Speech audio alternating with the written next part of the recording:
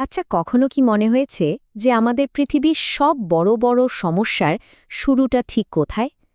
আজ আমরা অখণ্ড জ্যোতির জুন ১৯৮০ সংখ্যা থেকে এমন একটা ধারণা নিয়ে কথা বলবো যা এই গভীর প্রশ্নের উত্তর খুঁজতে আমাদের সাহায্য করতে পারে। আর কে জানে, হয়তো পৃথিবীকে দেখার আমাদের দৃষ্টিভঙ্গিটাই বদলে যেতে পারে। একটু গভীরভাবে ভাবুন তো, আমাদের চারপাশে এত যে সংঘাত, এত কষ্ট, এর মূল কারণটা যদি বাইরের কোনো শত্রুর না হয়ে আমাদের নিজেদের ভেতরে চিন্তাভাবনা হয়। ঠিক এই প্রশ্নটিই কিন্তু আমাদের আজকের আলোচনার একেবারে কেন্দ্রে রয়েছে। চলুন প্রথমে বর্তমান পরিস্থিতিটা একটু বোঝার চেষ্টা করি। আমরা যে পৃথিবীতে বাস করছি তার গভীরে এক ধরনের অস্থিরতা কাজ করছে, যা আমাদের বাইরে এবং ভেতরে দুই জায়গাতেই কিন্তু আঘাত হানছে। চারদিকে তাকালেই কি চোখে পড়ে? বিভেদ আর বিভাজন। দেশ, জাতি, ধর্ম, আদর্শ, কত কিছুর ভিত্তিতে মানুষ একে অপরের থেকে দূরে সরে যাচ্ছে। এই যে একটা বিচ্ছিন্নতা বোধ, এটাই যেন আজকের পৃথিবীর এক কঠিন বাস্তবতা হয়ে দাঁড়িয়েছে। আর এই বিভাজনের ঠিক নিচেই একটা অদৃশ্য স্রোতের মতো বয়ে চলেছে ভয়, ভবিষ্যতের ভয়, নিরাপত্তাহীনতার ভয়, অজানার ভয়। এই ভয়টাই আমাদের সিদ্ধান্তগুলোকে নিয়ন্ত্রণ করে আর আমাদের একে অপরের বিরুদ্ধে দাঁড় করিয়ে দেয়। যখন এই বিভেদ আর ভয় অনেক দিন ধরে চলতে থাকে, তখন জন্ম নেয় এক গভীর হতাশা। মনে হয় যেন কোনো কিছুই আর বদলাবে না, কোনো আশার আলোই নেই। এই আধ্যাত্মিক শূন্যতা আমাদের ভেতরের শক্তিকে আস্তে আস্তে শেষ করে দেয়। কিন্তু এই হতাশার অন্ধকারের মধ্যেই লুকিয়ে আছে এক নতুন ভোরের সম্ভাবনা, একটা বিপ্লব যা কোনো অস্ত্র দিয়ে হবে না, বরং চিন্তার শুদ্ধতার মাধ্যমে আসবে। এখান থেকেই আমাদের আলোচনার মোড়টা ঘুরে যাচ্ছে, সমস্যা থেকে সমাধানের দিকে। এই উক্তিটির মধ্যেই কিন্তু পুরো সমাধানটা লুকিয়ে আছে। আসল পরিবর্তনটা বাইরে থেকে আসবে না, এই শুরুটা হতে হবে আমাদের নিজেদের ভেতর থেকে, আমাদের প্রত্যেকটা চিন্তা থেকে। তাহলে এই যে বিচার ক্রান্তির কথা বলা হচ্ছে, এটা ঠিক কি?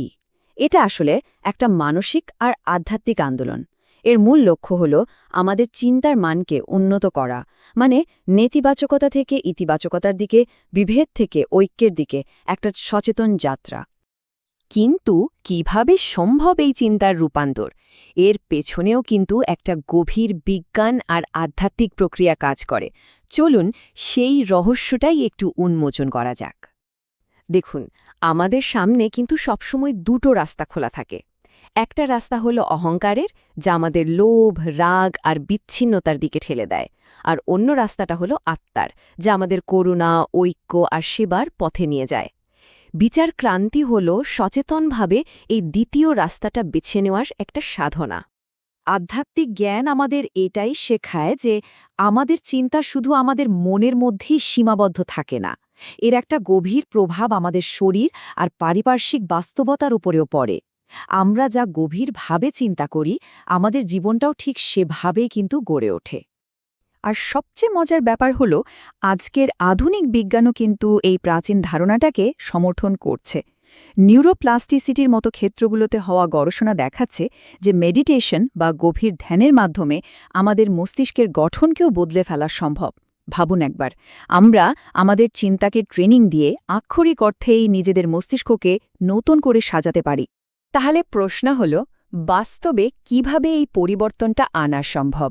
এর জন্য তিনটি সহজ কিন্তু খুব শক্তিশালী ধাপ আছে।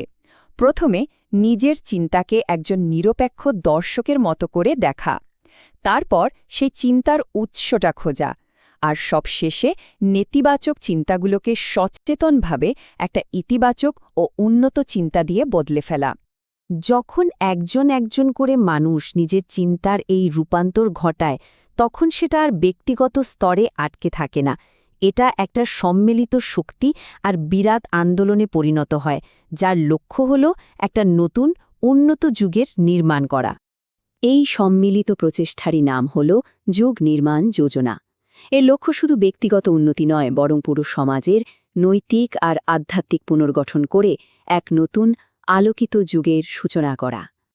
একবার ভাবুন তো, এই কথাগুলোর গভীরতা। একটা শান্তিপূর্ণ বিশ্ব কোনো অলীক কল্পনা নয়, এটা তখনই বাস্তবে আসবে যখন মানবজাতি নিজের মনকে জয় করতে শিখবে। এটা একটা অবশ্যম্ভাবী ফল। আমরা আমাদের আলোচনার প্রায় শেষ পর্যায়ে চলে এসেছি। চলুন এতক্ষণের আলোচনার মূল বিষয়গুলো একবার সংক্ষেপে দেখে নিই এবং নিজেদের জন্য একটি শেষ প্রশ্ন নিয়ে ভাবি। তাহলে মূল কথাগুলো কি দাঁড়ালো? প্রথমত, আমাদের চিন্তাই আমাদের জগৎ তৈরি করে। দ্বিতীয়ত, পৃথিবীর বড় পরিবর্তনটা কিন্তু আমাদের প্রত্যেকের ভেতর থেকেই শুরু হয়। আর তৃতীয়ত, সচেতন চেষ্টার মাধ্যমে আমরা আমাদের চেতনাকে উন্নত করতে পারি, কারণ একটা নতুন যুগের শুরু সবসময় একটা নতুন চিন্তা দিয়েই হয়। আমরা কিন্তু প্রতি মুহূর্তে আমাদের প্রত্যেকটা চিন্তার মাধ্যমে ভবিষ্যৎ তৈরি করছি। তাহলে আমাদের ঠিক পরের চিন্তাটা দিয়ে আমরা কোন পৃথিবী